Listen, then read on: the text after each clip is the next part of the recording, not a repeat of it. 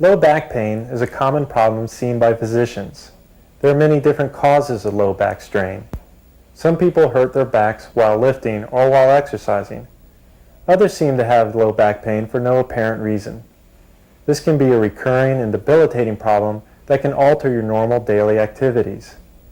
Back pain can range from simple irritation to a paralyzing pain requiring a visit to the physician.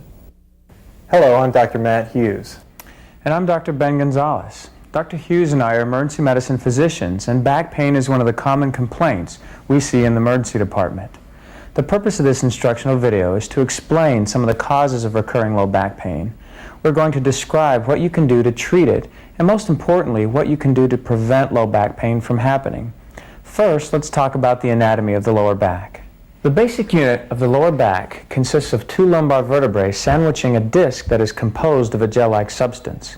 The vertebrae have facets, or joints between them, and the disc acts as shock absorbers between the vertebrae. The vertebrae themselves are held in position by ligaments and supporting muscles that run along the spine. All the muscles of the trunk are vital to the support of the back. These include the stomach muscles. In fact, one of the major reasons why people get lower back pain is simply because of weak stomach muscles. Let's talk about how the back gets injured. An obvious reason is trauma. Things like falling, car accidents, and direct blows cause back injury. What I want to focus on is that chronic back pain, that pain that just won't go away and keeps coming back. Remember the guy that hurt his back while lifting the heavy box? His injury actually started weeks and months ago. The muscles that go up and down your back work hard to keep you standing straight and keep you moving. His back had been working overtime to make up for the weaker stomach muscles. The act of lifting, well, was the straw that broke the camel's back. The back can give up at any time, while you're walking, exercising, lifting, and even sitting down. Of course, even if you do exercise your stomach muscles, you can still overexert your back to the point of pain. In some people, changes in the bones and curves of the spine occur over the years. This can irritate nerves and ligaments, facet joints, and muscles that cause back pain.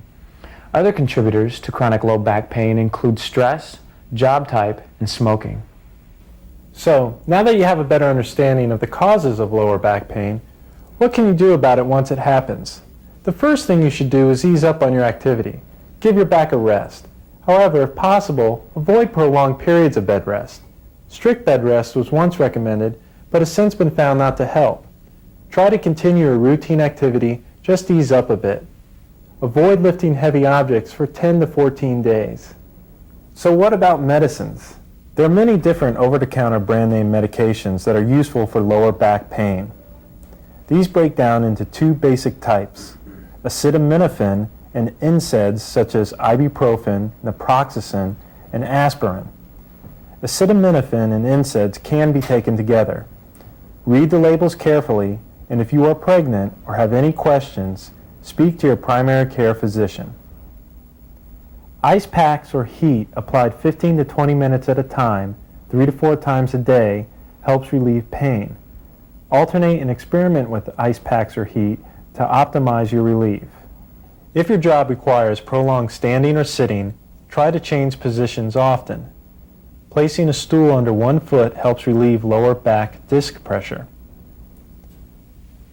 When lying down or going to sleep, lay on your back and place a pillow or two under your knees. Another technique is to lay on your side with a pillow between your knees. This will help relieve stress off your lower back. It's important to try these things first. Sometimes the pain is too much or different from your usual back pain. When should you go see your primary care physician? Here's a list of triggers or red flags that may indicate you need to see a physician and possibly need an X-ray. You are over 50 years old.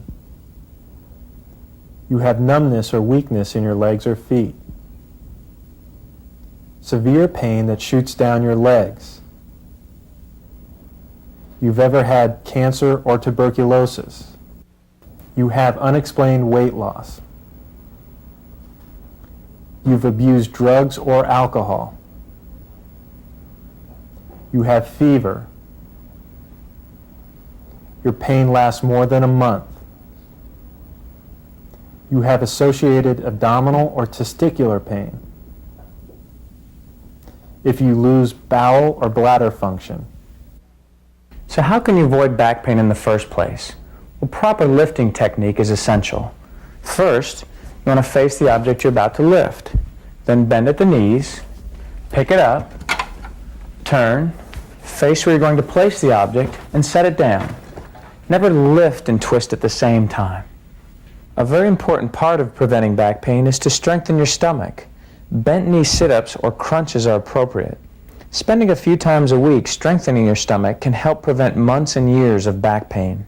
If you are overweight, it's helpful to lose a few pounds.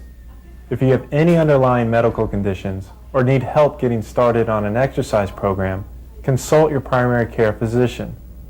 Improving your overall general health by eating a healthy diet, drinking plenty of water, exercising regularly, and cutting down on poor health habits, such as smoking, has been shown to decrease your chances of recurrent back pain.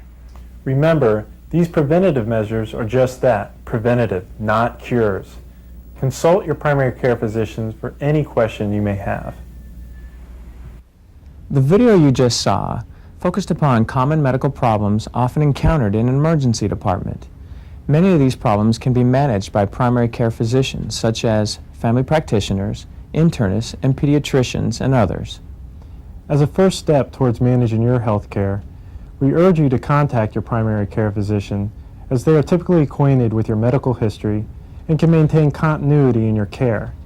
If you do not have a regular physician, we strongly encourage you to establish a relationship with one.